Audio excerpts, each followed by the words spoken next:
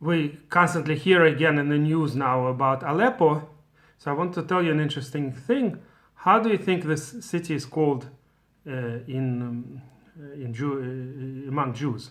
There are Jews from Aleppo, by the way. There's a synagogue near me where the Syrian Jews from Aleppo specifically pray. Of course, it's not only them, but the rabbi and the main synagogue is based on the people, the Jews who escaped from Syria a few decades ago. Most of them escaped. So it's interesting that the Jews generally, while we're all similar enough, there is not such a big difference even between Jews that lived in very faraway places from each other. But still, there are some minor differences even between people who lived in the same country but in different cities. So Jews from Aleppo distinguish themselves from Jews who were from Damascus. There is practically no Jews left in Syria. They all escaped, like I said a few decades ago. Just like from all the other countries, the Jews basically live in very few Arab countries. There's still some kind of a Jewish community, because in most places there were some were killed, some were thrown out, the property was taken away from them. They were basically cleansed out from all of these places, North Africa and Middle East. So there's hardly anywhere the Jews are left today. Iraq, Syria, all of these places, Lebanon. So at any rate, the Jews from Syria, most of them come either from Damascus or from Aleppo. And guess how the Jews from Aleppo call themselves?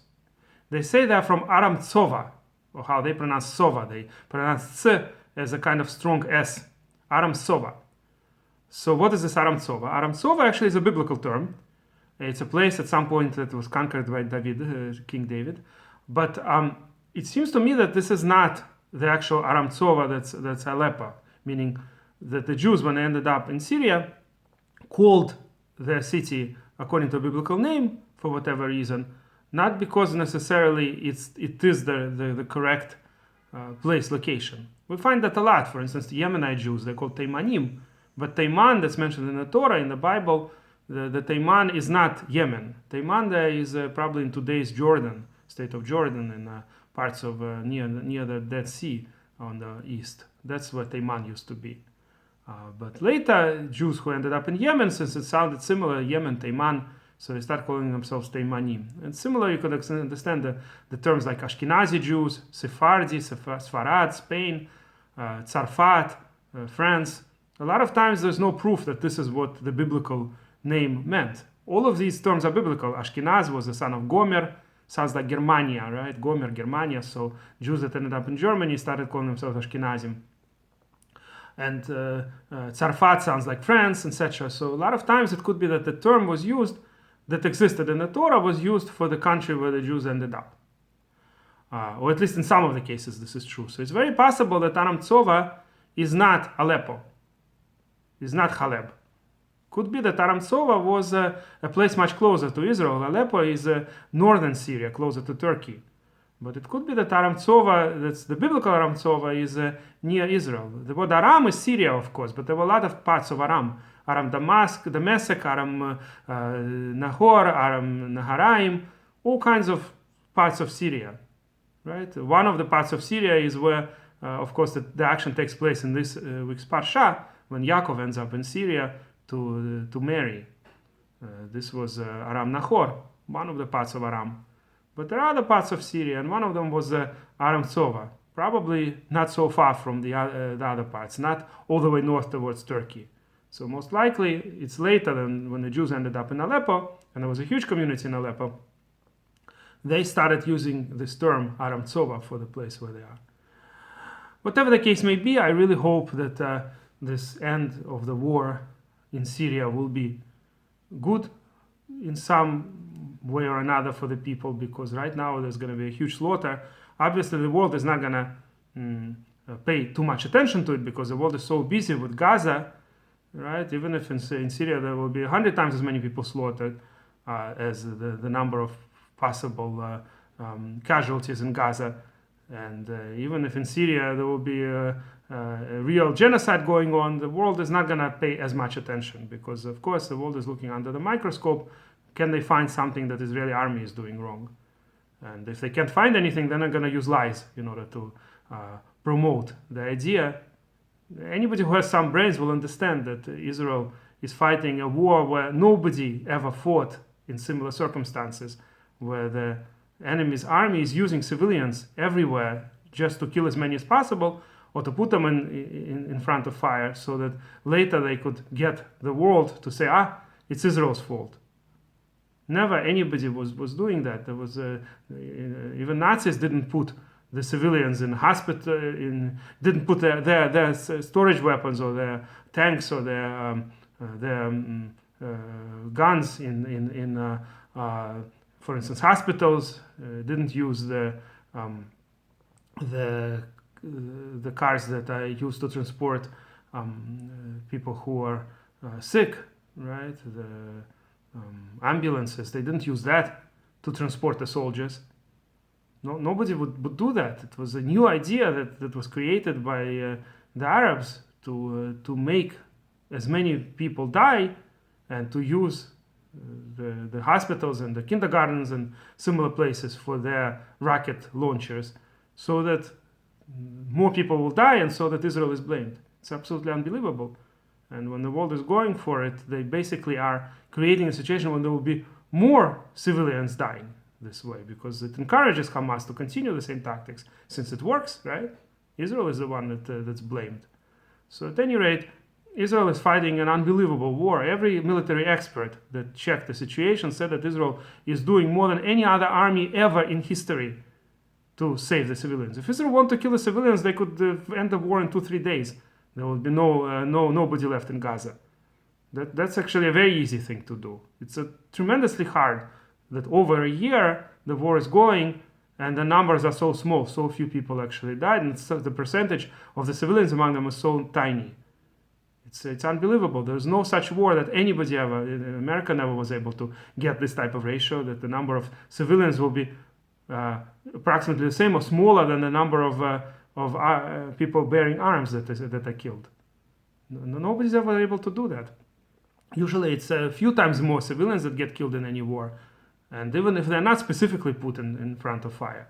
And how much more so when the whole strategy of Hamas is to put them under fire. And then I'm not even talking about the fact that a lot of the civilians, so-called, that could be like an 18-year-old boy who was holding a Kalashnikov machine gun, and he's not in the uniform. They take away the gun and they take a picture. Okay, another kid that was killed by Israeli military and things like that. There's so many cases of that. And a lot of times it's they themselves who killed somebody and then say that it was Israel who did it. A lot of times they exaggerate the numbers. All of this was proven over and over. But of course the world doesn't hear anything. Israel is trying so hard to show the information, but there's just no way to win the information war when billions of dollars are invested into Al Jazeera and then similar anti-Israel media outlets. A lot of the European outlets are tremendously biased against Israel. BBC, even in America is slightly better, but generally speaking, the bias is enormous. The standard that Israel is subjected to, nobody ever gets subject to anything even remotely similar. Never. But at any rate, so my prediction is that in Syria, whatever happens, I hope for the best, obviously. I want the people to have a chance. I want Syria to have a chance. It's been already over a decade of almost constant war. It was getting worse, it was getting better. Syria is basically divided into a few different areas of control, different groups. So I really hope for the best for everybody. It would be ideal if Syria would have eventually a stable government with a reasonable live and let live society that doesn't endanger themselves, doesn't endanger their neighbors. It would be just great if an Israeli could go to Damascus or to Beirut in Lebanon, and would be traveling, there would be a peace agreement. All of that would be fantastic, but it doesn't look like this is happening anytime soon, unfortunately. So most likely there will be a lot of victims, and chances are there will be still areas of control with different parts of Syria in control of different groups, most of which are not moderate at all, most of which are extremists, various kinds of extremists. But we don't know. We don't know how it's going to happen. There were years when everybody was afraid of Soviet Union, and then all of a sudden the Soviet Union broke into smaller pieces and it became much less dangerous. Maybe something similar will happen to Syria. Nobody really knows, and our prayers are with the Syrian people also, that they should have a chance, that they should have a normal country, not a failed state. And I don't know if this will happen in our lifetime, but at least it could happen. There's nothing that prevents it from happening ever. So we'll hope for the best, and of course Israel is preparing not for the best. It has to prepare for all scenarios, because really neither Assad is obviously not a friend of Israel, nor are the people who are trying to get rid of him. Most of the rebels are also extremist jihadists, so they're not going to be friends of Israel. So Israel is preparing for various scenarios, but is trying to sort of remain neutral, more or less, under the circumstances. But probably power is much stronger than Israel. In theory, could interfere and bring peace in that land. If, for instance, NATO alliance would try to bring peace in Syria, they would probably be able to do that.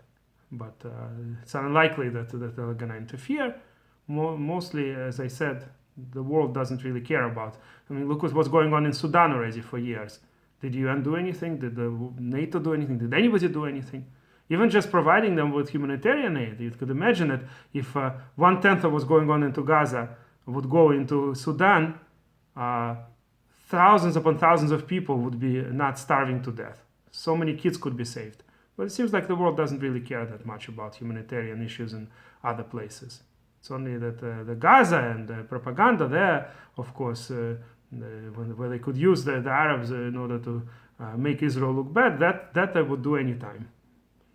Even though Israel is letting all the humanitarian aid into Gaza, it's in Gaza itself that they cannot distribute it right. And there is a lot of suffering there, by the way. Not denying there is a lot of suffering in Gaza, but whose fault is it? There is a lot more suffering in Sudan. And in Gaza also there's suffering. And when the war will end, hopefully there will be some kind of a future. It's not clear exactly how to deal with Gaza in a way that they will have a reasonably peaceful society, when they were already, the propaganda was going on for so many years and nothing was done. It would take probably years to denazify. Just like in Germany for a while, American and other troops were sitting there and trying to denazify Germany. Probably would take at least as long to denazify Gaza. In fact, Gaza had longer time for doing propaganda than Hitler. Hitler only came to power in 1933, and the war ended in 1945, so it was just 12 years. Hamas has been in power in Gaza for over 20 years, about 20 years, right?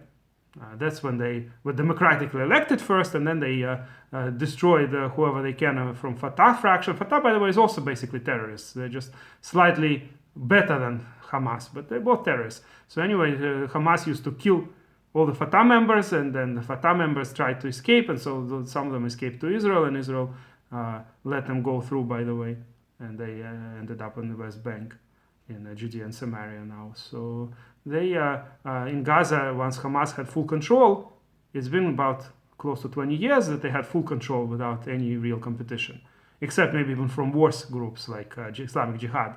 So Hamas had this many years to do their propaganda. And by the way, Fatah textbooks are used by Hamas. They have the same textbooks.